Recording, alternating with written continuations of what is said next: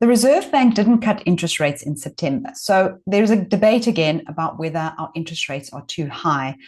And this is a strong theme in the latest Altron FinTech Household Resilience Index. Now, if you're a saver, right, high interest rates are great because they reward people with money in the bank. But it doesn't reward investors. This is because investors would invest money into assets that have exposure to the economy, so things like shares or property.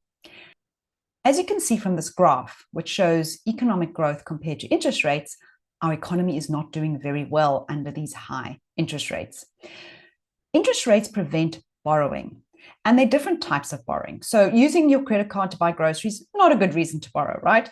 But businesses need to borrow to expand. People borrow money to buy homes or invest in property or even to study. So as a rule, high interest rates have a negative impact on economic growth. But the Reserve Bank is worried about inflation. High interest rates stop people from borrowing for consumption, and therefore that slows demand, which stops prices from rising. And no one likes higher prices because it's like an invisible tax. But by historical standards, our interest rates are very high.